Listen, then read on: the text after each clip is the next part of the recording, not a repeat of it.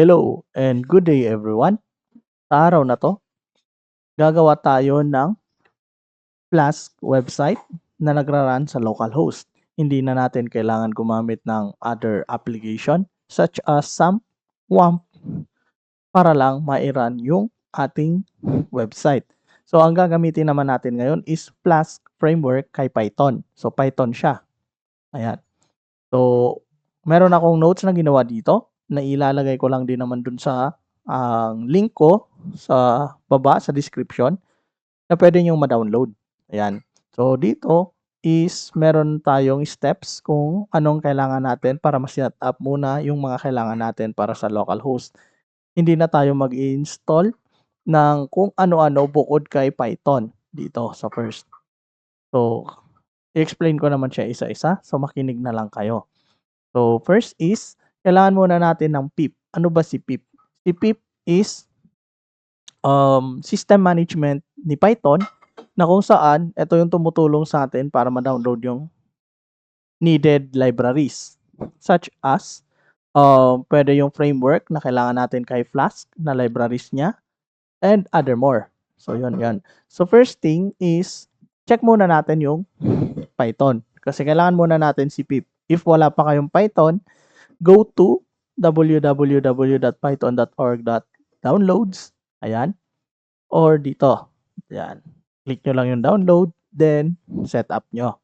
Pag okay na yan, check natin yung Python. So, meron tayong dalawang way ng pag-check ng kung saan pwedeng i-check pala, sorry. First is terminal ng Visual Studio Code. Ayan. Kung hindi naman Visual Studio Code yung gagamitin nyo, is pwede nyong i-set up siya sa command prompt. Take note na magkaiba ang directory na pinag-aanuhan ni CMD na pinanggagalingan or pinagkukuhanan ni CMD. Ayan. So, nakita nyo naman dito. Dito is demo flask. Samantalang dito kay command prompt is users siya, which is my user folder. Dito naman, naka-Python files ako, which is demo flask. So, install ko lang yung pip sa aking users. Gagamit ako ng CMD instead na terminal. Pwede naman dito actually. Kasi parehas lang naman. Pero dito ako mag-i-install. So take note kung saan kayo nag-install, doon din naman nasi-save yung inyong in-install. So mamaya makikita naman natin yan. Ayan. So first is, try natin yung Python -- version. Ayan. So sabi niya, was not found. Pero meron ako yan. So hindi naman siya gagana sa inyo. So next is meron naman yung Python 3 -- version. So pag di pa rin siya nahanap, ibig sabihin yan na yung Python 3 version nyo is magkaiba. Sa akin kasi iba rin yung gamit ko dyan. So Py -- version. So yan yung gamit ko. Di ko alam dahil ba sa gamit ko gadget or dahil ba sa version na na-download ko or ewan. Pero ito yung sa akin. Pero sa old kong PC is gumagana to. At ito. Pero ngayon, ito, try. Ayan. So, yung Python version ko is Python 3.13. So, okay na ako doon sa first step. Ayan. So, next is type ko lang yung pip help if ma-recognize yung pip. Pag na-recognize, ibig sabihin na set up na. Ayan. So, ayan, may lumabas na. So, ibig sabihin na recognize na. Since yung sa akin naman talaga is na set up ko na, so dadaanan na lang natin kung paano yung setup niya. So, first, pag hindi pa yan na set up is, eto muna, may link dito. Copy ko lang yan. Then, i-paste ko. Ayan, antayin nyo lang. So, kailangan nyo pala ng internet dito. Ayan. Pag okay na, mag-i-install lang naman siya ng konting files na kailangan natin. Pag okay na, then doon na tayo sa next step.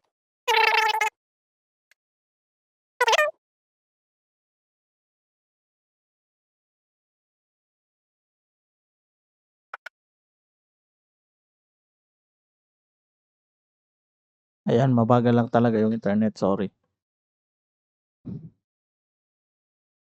Inulit ko lang para naman ano. So, wait lang natin. Mabagal lang talaga yung internet. Ayan, 52%, 53. Mabilis naman yung internet nyo. Siyempre, mabilis lang din yan ma-install.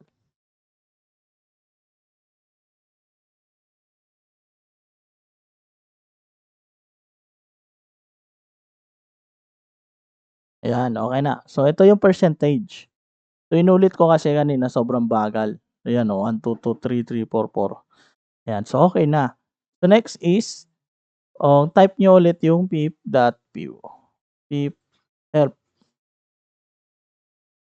Siyempre, pag lumabas na yan, okay na yung pip nyo. Okay na yung system management. Pero pag hindi pa, copy-paste nyo lang to. Ay, not recognize. So, kung ano yung ginamit nyo para makita yung version, yun yung gamitin nyo. Palitan lang yung Thon or Python. So, Python 3 kayo, gamitin nyo Python 3. Yan. So, enter ko lang. Sa akin kasi Py lang yung meron. So, ayan. Ayan. So, ito yung nag-i-install ng pip package natin. Ayan. Sa iba, lumalabas yung folder or yung URL kung saan natin makokopya yung pip. Ngayon, dito naman is hindi nagpakita sa akin. So, ang gagawin natin is pupunta ako sa C. Punta ako sa C. Ayan. Punta ako sa C. C. Tapos, app data. Users. App data. Users. Anong pangalan ng laptop name ko? Tapos, app data. Picture, app data. Ayan. So, app data. Pag ganito, naka-hide na yan. So, ang gagawin nyo is view. Tapos, show hidden items. Sa Windows 11 naman yan. So, pag na-show hidden items nyo na, click nyo lang para magpakita si app data. Naka-hide kasi yan. Tapos, local programs, Python. Local. Tapos, programs. Tapos, Python. Tapos, Python 3.1.3. Yung na-download yung version. Tapos, scripts. Yan. Ayan, sabi dito, check hidden item to see all hidden items folders. Ayan. Copy ko lang yan. Tapos, pupunta ako sa may open environment variables. Open environment. Ito. Edit system environment variables. Tapos, environment variables. Ito. Tapos, si user variables for sa specific user to. Yung pinakataas. Ito namang system variables applicable sa lahat ng user. Kung may multiple users ka. So, dito tayo magsiset up sa system variables. Dito sa baba. So, click mo lang yung path para ma-highlight. Tapos, edit. Tapos, click mo yung new. Tapos, i-paste mo lang dyan. Click mo yung okay. Sa akin kasi meron na. So, click mo lang yung okay. Then, click mo yung okay. Then, okay ulit. Pag okay na yan, is pwede na kayong mag-pip help dito. Pip help. Yan. Pagkagana na yan. So, pag gumana na yan, pwede nyo nang i-close si CMD and then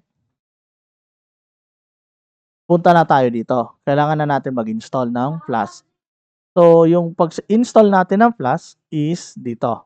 Pag-install natin ng Flask, dito na. So, dito ako mag-install ng Flask, which is kakopyahin ko lang to. Ayan. Ayan. So, mag-i-install siya ng file na kailangan ko. Ayan. So, mag-i-install yan ng file na kailangan ko. Then, i-kopyahin ko lang din to. Tapos, i-paste ko. Then, enter. Ayan. Then, kopyahin ko din to. Then, enter. Ayan. Si Flask Login, ito yung tumutulong sa atin para ma-specify yung current user, kung nag-log out na ba siya, nag-login na ba siya, mga ganon. user management kumbaga. Si Plus Alchemy naman, SQL Alchemy, ito yung tumutulong para mag-manage natin yung database natin. So yun yan. Okay na, na-install ko na yung tatlo. Next, kailangan natin gumawa ng environment variable, which is doon tayo magra-run ng localhost natin. So check natin muna kung recognize pa talaga si Plus. Control Shift P.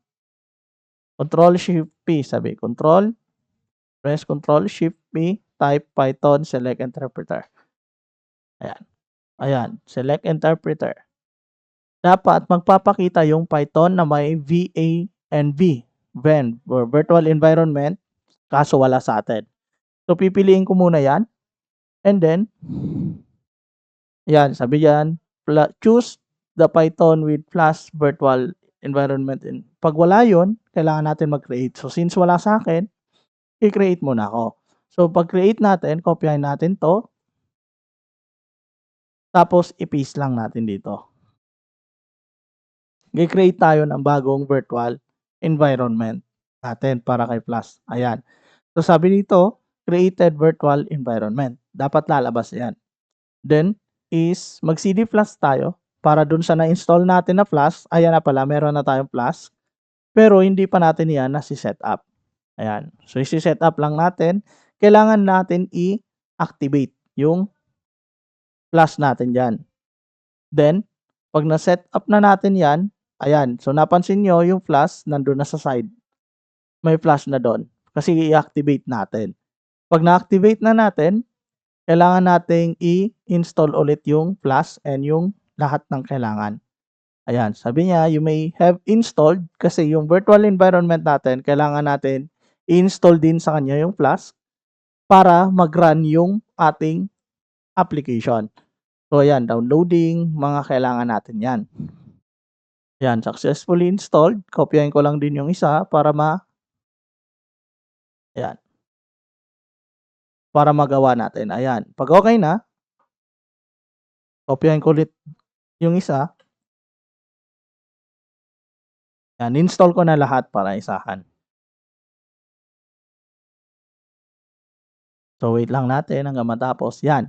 Tapos, sabi dito, restart VS Code, then run your file again, main.py. Wala pa tayong main.py.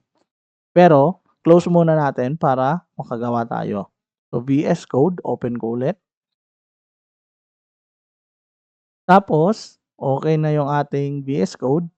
Try ko lang i-press si Control Shift P. Tapos, select interpreter. Ayan, meron na tayong virtual environment na nagawa. So, yan yung gagamitin natin para i-run si ating Flask website. Ayan. So, dito naman, meron na tayong Flask. Gagawa ako ng new folder. Pangalanan ko siyang website. Kay website or kay dito kay Demo Plus, gawa lang ako ng or dito na lang kay sa loob ng website, gagawa ako ng new file main.py para mara natin yung website. Ayan. Tapos, gagawa ako ng sorry. Kailangan ko palang i-move yan. Kailangan nasa loob siya ng open ko na lang kung saan siya. Ayan. So, hanapin ko lang. Demo Plus. Ayan. Dapat nasa labas pala siya. Sorry. Nandito. Ayan. Dapat nandyan siya. Ayan. Tapos sa website, gagawa ako ng new file which is init.py. Underscore yung una. Tapos yung huli niya ng init is underscore din. Tapos enter. Then magsiset up tayo ng code dito. Kung saan, etong dalawang to is magko-communicate para i-run yung ating website. So kay init muna tayo. So since meron na tayong plus, kailangan lang nating i-import yung plus from plus, import plus. Tapos, kailangan natin mag-create ng bagong application or gagawin na natin siyang app. Ayan, create app. Gagawa tayo ng method para sa kanya. Tapos, gagawin natin plus underscore init o initialize lang natin para makuha natin. Then, config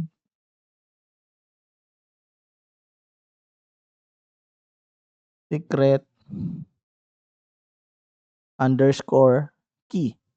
Yung gamit ng secret key, ito yung hahanapin natin kapag irarun na natin yung application. Pero dito naman, kahit ano yung ilagay nyo na text is okay lang. Kasi hahanapin lang naman niya na ito pala yung kailangan nating secret key para makapasok tayo.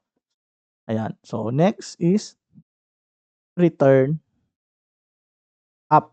Ayan. Return up muna natin. Ayan. Control S. Return up natin yan. Tapos, doon naman tayo kay py. Oh, sorry. Kaya pala hindi siya. Hindi pala siya name dapat siya. Sorry. Ayan. Okay na. Next naman sa main, ang kailangan natin is from anong pangalan nung folder na ginawa nyo. Which is the website. Website. Import natin yung ginawa nating method kanina which is create app. Ayan. Tapos app is equal to create app. O gagawin nating object.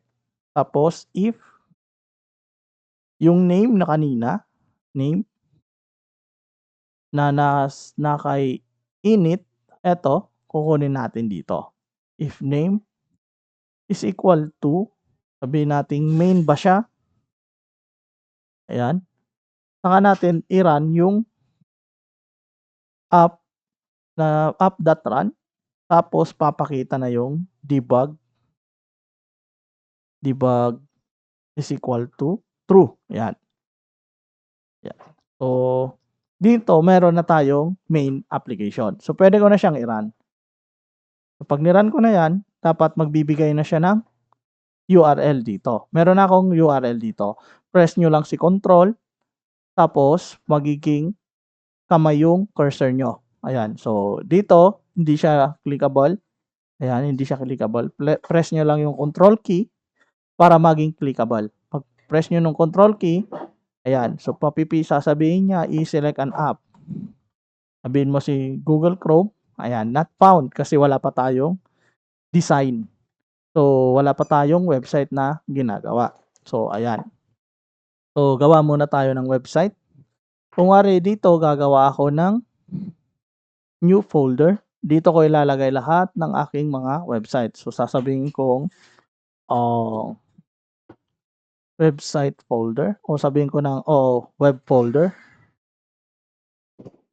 Web folder. Dito ko ilalagay yung aking mga website. So, new file. Sabihin kong home or base.html. Yan muna. Tapos new file. Dito ko naman gagawin yung home.html. Yan. Tapos new file ulit. Dito ko na gagawin yung kung may login.html.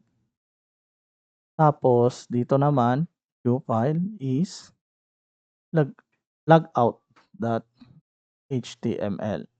Yan. Kahit ito lang. Ito lang muna. Ayan. So, meron tayong tatlong HTML dito. So, unang gagawin ko is doon tayo kay home. So, maglalagay lang ako ng simple dito. Simple design na kailangan natin. Or, yung meron akong simple ita-type dito. Kung H3. H3 lang. Ayan, H3.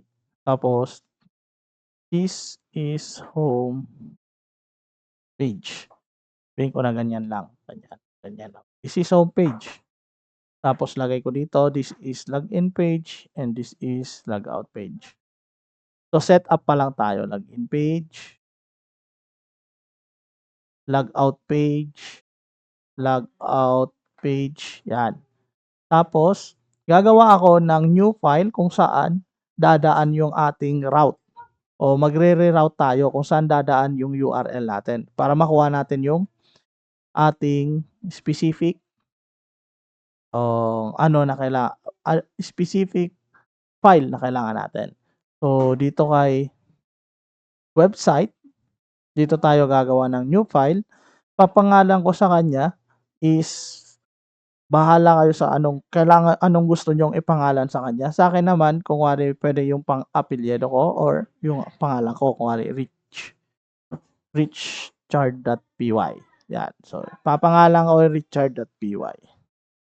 Yan, richard.py. Tapos, ilalagay ko sa kanya na is from Flask. Import ko lang ulit si Flask para magamit natin. Yan. Plus, then, kailangan natin dito is to view or makita natin kung parang viewing siya. So, tignan natin. View is equal to blueprint. Hindi pala natin na ano. Sorry. Instead pala na plus, blueprint yung ating ilalagay. Sorry. So, ibig sabihin, itong blueprint na to, ito yung kailangan nating i-run. Okay, may blueprint pala akong ginawa dito. Parang yun lang yung ibig sabihin nito. Yan. So, meron tayong views. Then, meron tayong string. Kung anong string yung kay blueprint na irara natin. Yung string is, kung wari, home.html, yun yung string na kukunin natin. Okay tayo doon? Yan. So, dito naman is gagawa ako ng @view.route. Yan. So, para ibig sabihin naman ito, every time na mag-open ako ng website, pag empty yan, is blank. Pag nilagyan mo ng home, kailangan mong i-type dun sa link yung home. Sige, try natin naman mamaya. Ayan. So, i-reroute ko lang. Gagawa ako ng method or function na home. Sabihin kong home dito. Ayan. Tapos, return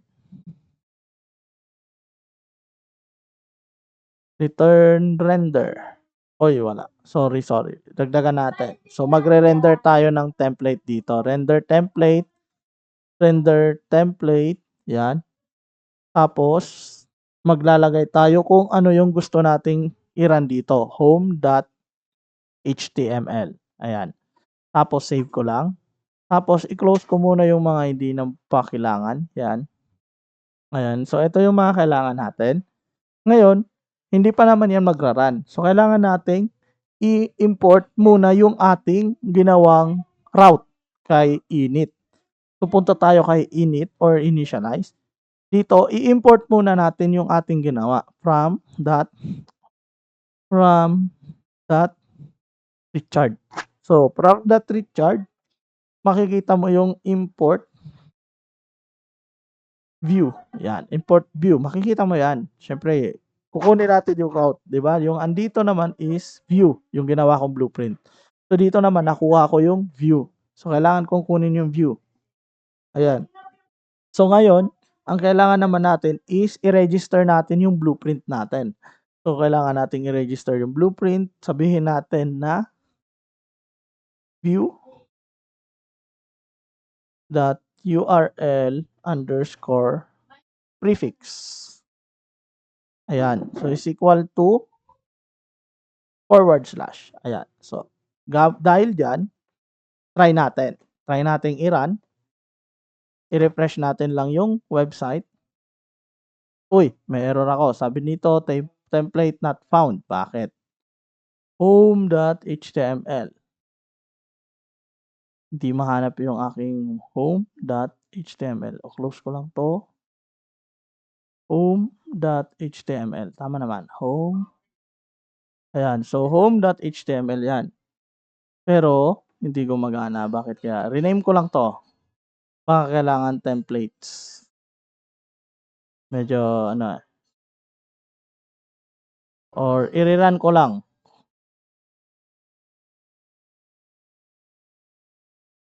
Oh.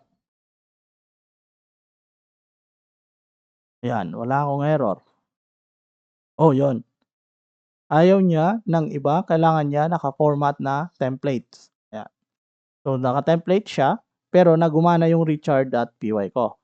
So, dito, this is homepage. Yun na yung richard.py ko. Ayan. So, gagana na yan. So, kung wari, ito yung richard.py, paano naman kung gusto mong mag-run ng maraming file.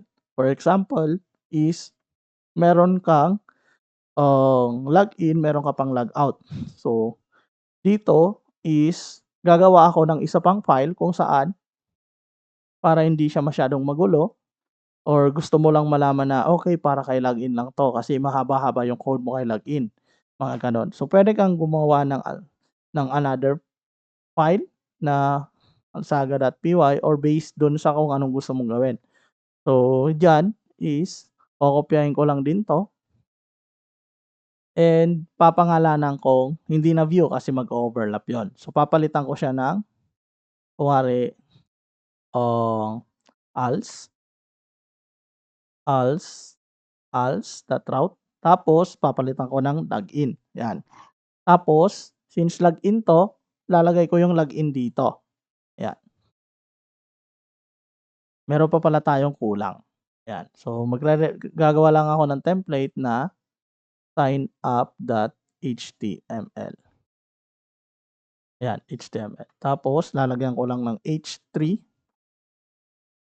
This is sign up page. Yan. Control S, tapos close. Tapos andito ako sa papalitan ko lang yan. Log, sorry. Login. Logout pala to dapat. Logout. Yan. Gumawa lang ako kanina ng sign up. Sorry. So, tapos kinopy-paste ko lang to, yung als kanina. Yung login, kinopy-paste ko lang. Pinalitan ko lang ng logout. Ayan. Ngayon, gagawa ulit ako ng isa. Copy-paste ko lang to. Which is sign up. Sign up. Copy-paste ko lang to. Sign up, sign up. Ngayon, meron tayong another file. Pero hindi pa siya nara-route. Pero meron na tayong mga pang-route dito. Kung saan dalaan yung ating kukunin yung nakalagay dito na HTML file. Pero hindi pa siya nara-route. So, pupunta ulit tayo dito. Kailangan nating i-import yung ating ginawang route. So, ngayon ire-register ulit natin. So, I'll just copy paste this one and paste this and change this to als. Oops, sorry. Ayan. So, ngayon, gagana na yan. Kung may error naman, pwede mo makita dito. Sabi dito, reloading, blah, blah, blah, blah, blah, blah. Ayan. So, mag-reload naman yan. Try lang natin. Ayan. So, home, ay login. Type lang natin dito. Login. Ayan, this is a login. Tapos, logout. Ayan. And sign up.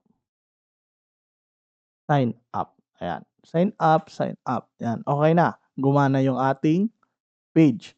So, nagra-run na yung ating browser. So, ngayon, gusto kong mangyari is lalagyan ko sana siya ng header. So, may kokopyahin lang akong ready-made na design para hindi na tayo matagalan. So, okay. So, kokopyahin ko lang yung design na andito. So, base. Ay, sorry. Sorry about that.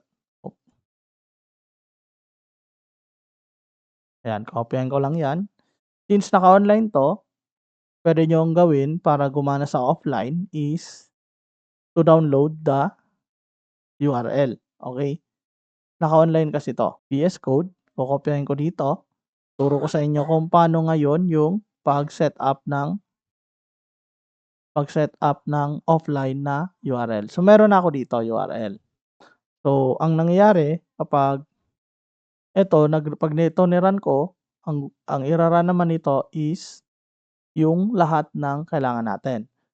Okay? So, lahat ng kailangan natin sa design. Kasi meron na akong bootstrap dito. So, nilagyan ko siya ng simple bootstrap na kinopya ko lang din dun sa internet.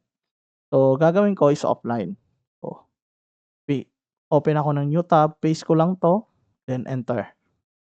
Ito, Control A, C. Tapos, gawa tayo ng new file. Ay, new folder pala. New folder, static. Tapos new file, pangalanan natin ano yung pangalan niya? Bootstrap min.css. New file, bootstrap min.css. Tapos kopyahin natin 'to. Paste natin, then save. Tapos i-link natin siya dun sa base.html kanina. Ito, alisin na natin 'to. Oops, alisin na natin 'to. Yan. Since static siya, kailangan natin type yung static folder. Yan, static folder. Yan. Tapos, next is the same with others. Kopyahin lang natin. Font awesome, copy paste. New folder, new file. Yan. Tapos, balik tayo kay base.html. Ano yan? Kopyahin natin yung link. Then, i-paste natin sa browser. Then, copy paste. Tapos, punta tayo doon. Paste natin to. Save natin. Then, close natin. Okay na yan. Once na save, okay na yan. So, papalitan lang natin yung andito ng static. Static. Gagawin natin offline. Yan. Dito naman, sa script, meron tayong 3. So, ganun din gagawin natin.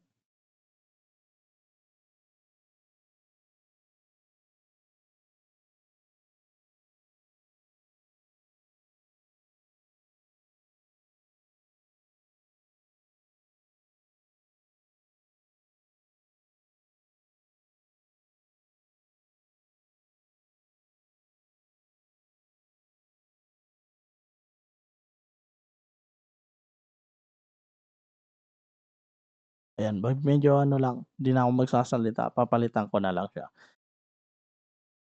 Tapos i-forward ko na lang siya.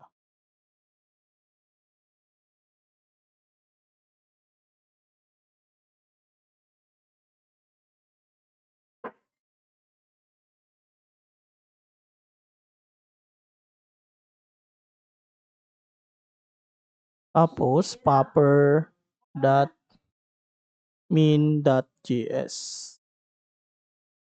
Oops, sorry. Paste ko lang. Tapos papalitan ko lang yung popper.min.js dito ng static. Yung dito. Static. Tapos, naka-static na yan. Copy ko muna yung last. Tapos i-paste ko lang dito. Tapos enter. Tapos control A. Ito na yung pinaka-last. So, dapat hindi magkapareho na bootstrap min.js yung pangalan. Kasi minsan nag-overlap yan. So, gagawa ulit ako dito ng new file. bootstrap.min.js. Ayan. So, paste ko lang dito. Tapos control S. Tapos, yan. Okay na siguro yan. Close ko lang muna to. Close ko muna to. Then, palitan ko lang yung static dito. Tapos, run. Run natin yung code. Ay, wala pa palang mangyayari. So, ang mangyayari dyan, na-set up na natin yung header. Sabihin na natin header. Ibibigay ko naman yung code nasa description. So, pwede nyo i-download doon. Next is, papunta tayo ngayon kay home.html. Dito, nagpapakita lang tayo ng this is home page. Okay. So, ngayon, kailangan nating i-include yung ating ginawang header per page. So, kailangan nating extends base.html. Then, gawa tayo ng curly braces, tapos percent. Lalagay natin dito kung anong title. Block title. Tapos, and block, copy paste ko lang. Tapos, alisin ko na lang. Tapos, and block. Yan. So, ang ibig sabihin lang naman ito is curly brace percent. Ito yung way para makuha yung Python. Kasi kay PHP, ganito naman, di ba? PHP, tapos ganyan, sa PHP yan. So, kay Python naman, ganito yung kailangan natin. So, kung kay PHP, includes to, ito naman is extends yung kailangan natin. So, base.html yon. Tapos yung block, title, and block, ibig sabihin, every title na nandito is meron naman yan dito. Ayan, so kailangan natin gayahin kasi sabi dito, this is home page. Home. So, yan, sasabihin natin, yes, home page. Yan, kompletuhin natin, home page yan. So, dapat, ang magra-run dyan is home page, hindi yung home. Ayan. So, meron naman tayo dito na nakalagay is block, content, and block. Nakalagay siya sa container. So, ibig sabihin, every time na ilalagay natin yung curly brace, %, block, content, yan ha. Ito yung pangalan. Dapat magkaparehas. Block content, ilalagay natin yung h3, %, and block para mailagay doon sa design. So, try lang natin. Refresh. Ayan. So, meron na tayong home, logout, login, sign up. Di ko alam bakit di gumana yung ating design kay base. Mukhang hindi gumana yung ating online. Dito, palitan ko lang. Try ko nga i-online muna. Ayan. Try lang. Mabagal kasi. Ayan, gumana. So, ayusin ko lang. I think may mali akong nagawa doon. So, ayusin ko na lang sa susunod na video. Will tell you kung ano yung kailangan. Ayan. Ayan. So, binalik ko lang sa dati. Ayan. This is home page. Hindi pa naayos yan kasi hindi pa natin nalalagay. Tapos, pag nilagay na natin yan, kung wari ito is nilagay ko outside the block sa home page yun ha. Wala siyang ipapakita. Kasi hindi siya nakapasok sa block content. Kung saan, dito dapat siya i-display. Dito dapat siya i-display. Since wala yan, lalagay natin yan dito. Ayan, okay na. Next is, kokopyahin ko lang yung buo na to. And, sasabihin kong i-paste ko dito para magkaroon tayo ng template. So, dito na tayo magdi-design. Ayan. Tapos, save.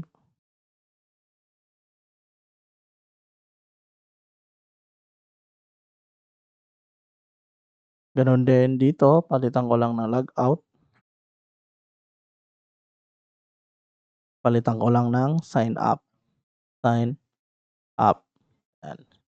Tapos, sorry, di ko napalitan. Sign up.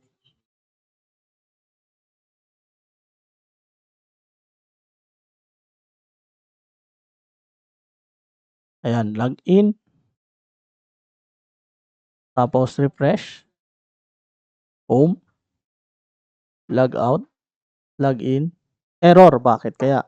Kasi, kapag gumamit ka na ng Bootstrap, minsan yung sign up natin is napapalitan yung URL. So, sabi dito, sign up. Pero yung ginawa naman natin is, nandito is sign up yan. So, ito. So, tayo yung mag-adjust instead na yung Bootstrap. So, papalitan ko yan ng sign up, dapat gumana na yan. So, ito lang naman yung unang video natin. So, sana marami kayong natutunan. Hanggang sa muli. Paalam. Thank you. Don't forget to like, subscribe, and share.